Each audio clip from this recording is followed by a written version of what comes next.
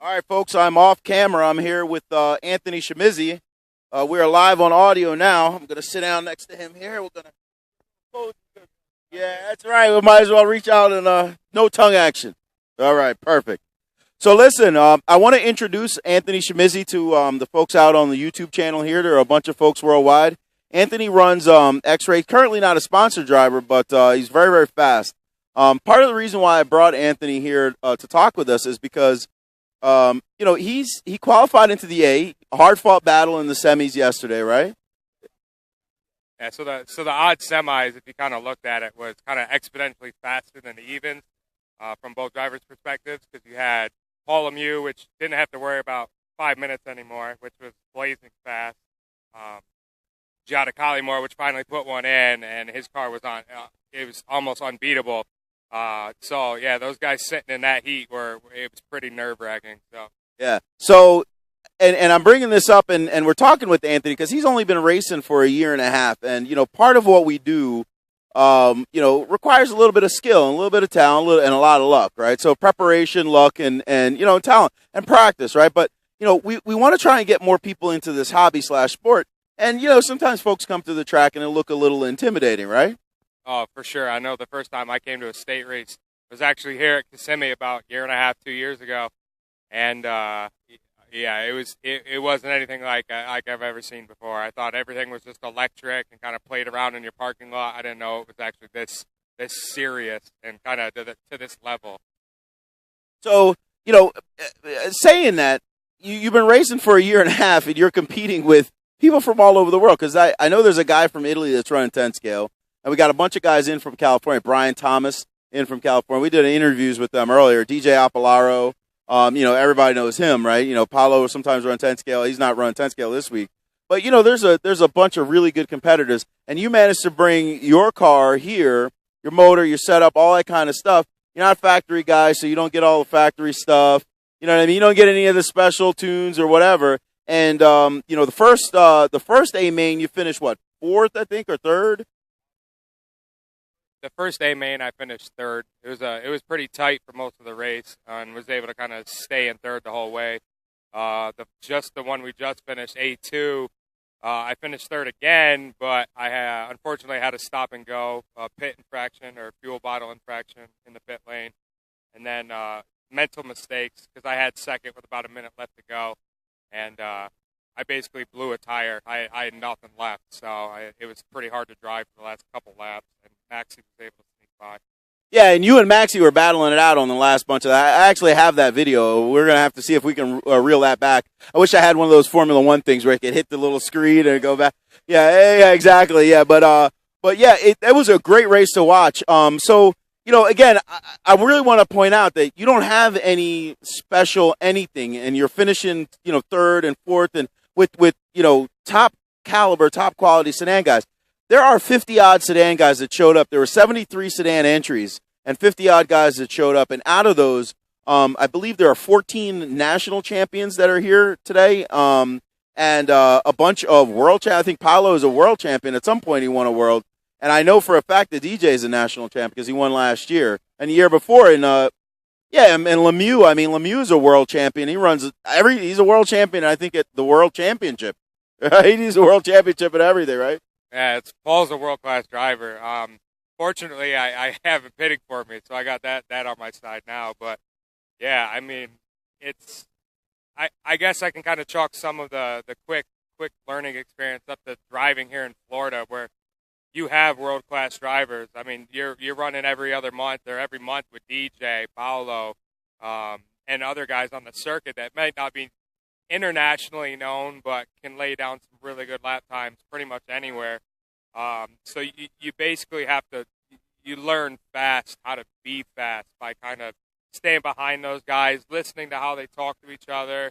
The physics behind how the car really worked, I knew a little bit coming in, but it just kind of helped with, like I said, world-class drivers helping us out, giving us setup stuff. So for the parents out there that may have an opportunity to catch this video is, again, part of the reason why I have Anthony here and talking about this is because, there's a lot of practice, there's a lot of focus, there's a lot of dedication, there's a lot of There's a lot of physics and math, and you have to weigh things. Roll center comes into play. I mean, there's a lot of little moving parts that goes into making these nitro cars do what they do. So it's a good kind of hobby, healthy hobby / sport to bring folks into. And if you're not competitive, there are also fun runs and things like that you've competed in too, right? Yeah, I usually come out here to Kissimmee. I mean, I'm going to chalk a little bit up to this is my home track as well. I'm out here probably once every other month at least at either a club race helping out club guys or coming out here for a state race, or we're just fortunate enough that we have this huge event this weekend here in my home, pretty much my home track. So, yeah, I mean, it's a lot of time has been put into it. It's a great hobby. And like you said, the physics, that kind of stuff behind it, it keeps your critical thinking, kind of your troubleshooting skills at top notch, because you might not always find what's wrong with your car like that, or the first thing, or it might be this, it might be that. You got to kind of use that critical thinking and that troubleshooting there to be like, okay, it's not this, it's not that. Let's try this next. So, I mean, yeah, it's not just coming out here and having fun is the big part about it, but yeah, there's a lot that goes in behind the scenes as well. So, look, I'm really glad that, you pointed that stuff out. This is like the second or third time. Bro, there was we went to, so the first time I met Anthony was at the Winter Nats, right? What happens in Fort Myers stays in Fort Myers, right? Oh, my goodness. That was a great time. We were there for probably about 8-9 days.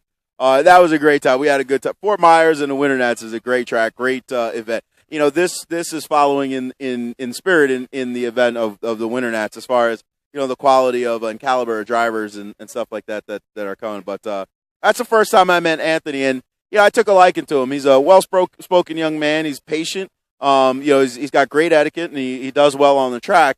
So listen, don't let your head get so big that you fall over here. These are all the truth. But yeah, don't feed the ego monster, right? I try not to. I keep in the back of my head that this is just a hobby. There's a lot of people out here that enjoy it, and sometimes they might take it a little seriously, but I always play in the back of my head where I'm on the driver's stand in the pits, hanging out with friends.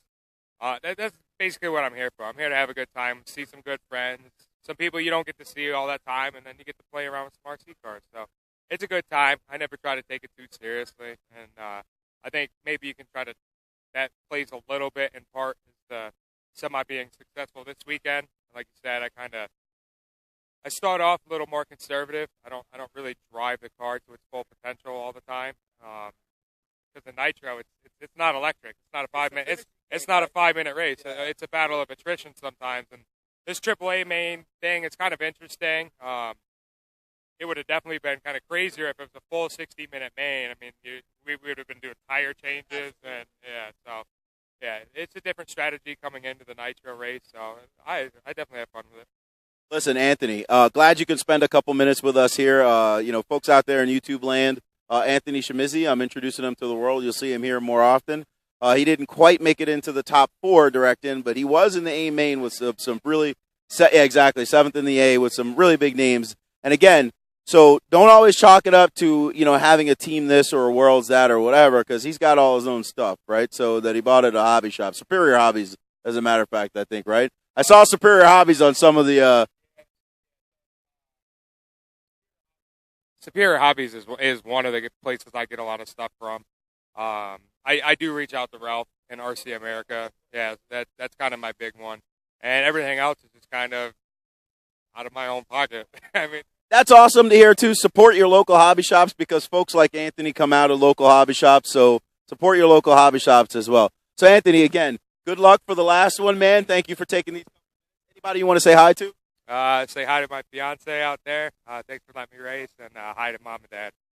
Yeah, thanks for letting them race. And by the way, I know Valentine's Day is around the Winter Nats. You might as well chalk that one up for the next 20 years. I think I sent roses or flowers last time, so just because she let me go race. Smart man. All right, thank you, Anthony.